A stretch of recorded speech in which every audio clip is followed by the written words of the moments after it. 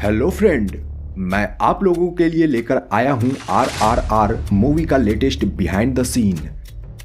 SS Rajamouli sir के success का ratio बढ़ता जा रहा है, तो ऐसे में उनकी आने वाली हर एक फिल्म एक से बढ़कर एक होगी। अब RRR फिल्म को ही देख लीजिए, जिसने तकरीबन 13 दिनों में ही 1000 करोड़ रुपए का वर्ल्ड वाइड कलेक्शन कर लिया है। सो विदाउट एनी डिले हम लोग बढ़ते हैं फिल्म के शूटिंग लोकेशंस पर। मूवी का 90% हिस्सा रामोजी फिल्म सिटी में ही शूट कर ली गई थी, जबकि कुछ लोकेशंस यूक्रेन का भी है, जिसे हम आगे आपसे डिस्कस करेंगे। तो फिल्म की स्टार्टिंग से पहले रामोजी फिल्म सिटी में पूजा समारोह रखा गया था। इस स्पेशल डे में राणा दग्गुबाती सर और प्रभास सर भी आए थे, जिन्हें आप यहाँ देख रहे हो। वैसे एसएस राजामौली सर के बाहुबली फिल्म का सेट तो काफी बड़ा था। इतनी बड़ी सेट की नीड RRR के लिए नहीं थी। हालांकि बाहुबली सीरीज की तरह एक ही बड़े सेट में पूरी फिल्म नहीं बनाई गई। यहाँ पर इसके लिए कई सारे छोटे छोटे सेट्स बनाए गए थे इसी रामोजी फिल्म सिटी के अंदर, जिसे आप आगे देखोगे। मूवी में इस जगह राम यानी रामचरण को फिल्म में इंट्रोड्यूस कराया गया था। यहाँ क्रांतिकारियों की भीड़ जमा होती है, जिसमें से एक ब्रिटिश गवर्नर की फोटो पर पत्थर मारकर उसे तोड़ देता है, जिससे कि गुस्से में आकर एक ब्रिटिश ऑफिसर उसे पकड़ने के लिए कहता है। लेकिन उनमें से किसी की भी हिम्मत नहीं होती है उन्हें पकड़ने की, कि वह भीड़ में जाकर उस बंदे को गिरफ्तार करे। और तभी रामचरण सर की एंट्री होती है मूवी में। ये जो फिल्म का लोकेशन आप देख रहे हो, वह रामोजी फिल्म सिटी हैदराबाद का है। इस सीन को शूट करने के लिए 5000 आर्टिस्ट जुटाने पड़े थे। इस जगह पर ब्रिटिश ऑफिसर से मल्ली को छुड़ाने की बात रखते हैं एक स्थानीय नेता, जो आपने मूवी में देखा था। और उसके अगले सीन में कोमाराम भीम यानी जूनियर NTR को मूवी में हम पहली बार देखते हैं। जूनियर NTR सर को इस जगह, जो आप इस जगह वाली जो शूटिंग आपने देखा था फिल्म के अंदर, वो कुछ इस तरह से हुई थी। एंड यह भी फिल्म सिटी के ही अंदर का लोकेशन है। यहाँ आप देख पा रहे हो कि एक कैमरामैन एक ATV बाइक पर सवार है और पीछे से भीम दौड़ रहे हैं। यहाँ आपको उनके पीछे बाघ तो नहीं दिखेगा, क्योंकि उसे CGI से मूवी में प्रेजेंट किया गया है। इस सीक्वेंस में राम और भीम की दोस्ती होने वाली होती है, लेकिन उससे पहले यहाँ पेट्रोलियम से भरी ट्रेन का एक्सीडेंट होता है, जिसे कि काफी बड़ा विस्फोट दिखाया गया है मूवी में। एक्चुअली आपने जो मूवी में एक बड़ा सा ब्रिज देखा है, वो असल में है ही नहीं। उसे CGI और VFX के जरिए तैयार किया गया था मूवी में। एंड आप यहाँ देख रहे हो कि यह फिल्म सिटी का एक छोटा सा ही हिस्सा है, जिसके चारों तरफ ब्लू बैकग्राउंड लगाई गई है। एंड जो बड़ी नदी आपने मूवी में देखा था, वैसा कुछ भी नहीं है यहाँ। बट इस शूटिंग लोकेशन का सबसे बड़ा फैक्ट यह है कि इस सीन को शूट करने के लिए सच में विस्फोट कराए गए थे, लेकिन पूरी सेफ्टी पैरामीटर से। और फिर उसके बाद यहाँ से उस बच्चे को निकाला जाता है और बाद में उन दोनों यानी राम और भीम की दोस्ती होती है। एंड उसके बाद दोस्ती सॉन्ग मूवी में हमें दिखाया भी जाता है।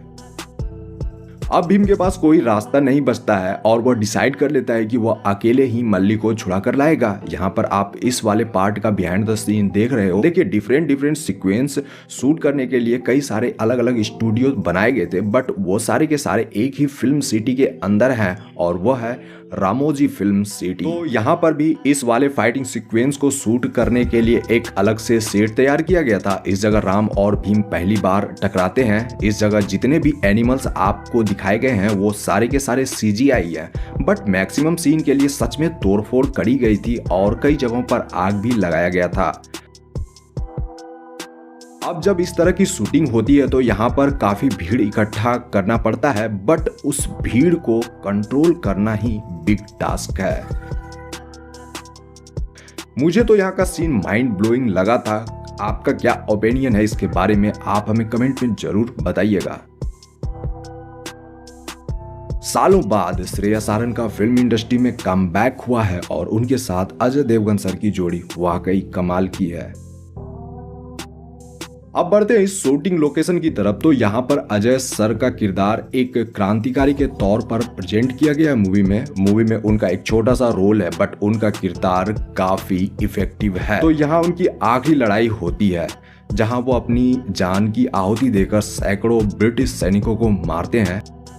इस जगह पर स्कॉट भीम को पब्लिकली सजा देने का डिसाइड करता है और यहाँ पर स्कॉट के कहने पर राम उसे मार मार कर सबके सामने घुटने टेकने पर मजबूर करता है। लेकिन यहाँ सब कुछ उल्टा हो जाता है क्योंकि भीम जिन लोगों के सामने कोड़े खा रहा होता है वो सारे के सारे उन्हीं के साइड में आ जाते हैं एंड यहाँ एक आंदोलन छिड़ जाता है। ये वाला सीन भी काफी इंटरेस्टिंग दिखाया गया मूवी में एंड इस वाले शूटिंग को करने के लिए 2000 आर्टिस्ट लगे थे। यहाँ पर राम स्काउट को कन्विंस कर लेते हैं कि यह भीम को यमुना किनारे ही फांसी दे, बट राम यह चाहता है कि वह किसी तरह भीम को बचा ले। यहाँ उसके बाद का यह सीन है और इस जगह राम स्काउट को मारने की प्लानिंग भी करता है बट स्काउट यहाँ बच जाता है और यहाँ जो उड़ते हुए राम पर वो फायरिंग करता है ना, यह वाला सीन तो मुझे काफी मजेदार लगा था। मैं आपको बता दूं कि स्काउट का रोल कर रहे हैं रे स्टीवेंसन, जो कि हॉलीवुड के एक फेमस पर्सनैलिटी है। उन्होंने थॉर मूवी में भी काम किया है। यूक्रेन की राजधानी कीव के मरीन स्काई प्लेस का यह लोकेशन है जिसे आपने नाटो नाटो सॉन्ग या नाचो नाचो सॉन्ग में तो देखा ही था, बट अभी का यहाँ का सिचुएशन काफ़ी बुरा है। मुझे कहते हुए बुरा लग रहा है क्योंकि अब यह प्यारा सा लोकेशन तबाह हो चुका है क्योंकि यूक्रेन और रसिया वार में यहाँ काफ़ी तोड़फोड़ हुई है।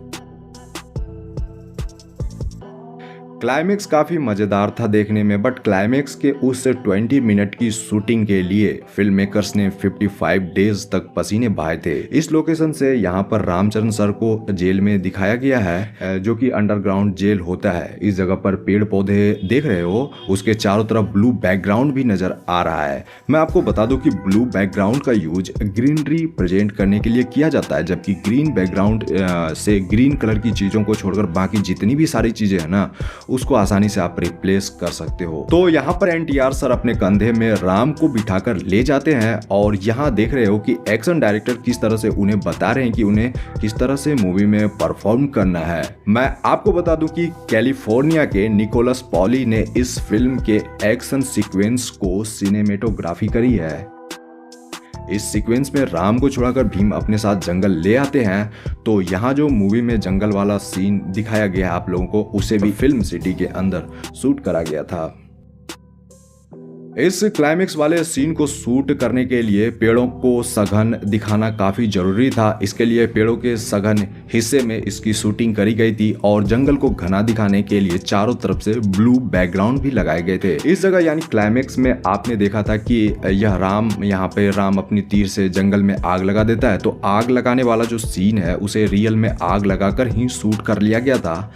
एंड आप देख रहे हो कि इसे किस तरह से शूट किया जा रहा है। हालांकि इसकी शूटिंग के लिए आर्टिफिशियल पौधे भी लगाए गए थे बट कुछ थोड़े बहुत नुकसान पेड़ों को भी झेलना पड़ा फिल्म मेकर्स को। बाय द वे इसके लिए उन्होंने उसी लोकेशंस पर नए पौधे लगाए ताकि जो पौधे पेड़ जल गए थे उनकी भरपाई हो पाए। बाय द वे मूवी का यह वाला सीन सबसे बेस्ट था जिसमें राम एक घुड़सवार से घोड़ा छीन लेता है और दूसरी तरफ भीम बुलेट। तो जो आप देख रहे हो यहाँ इसी सीन का शूटिंग चल रहा है।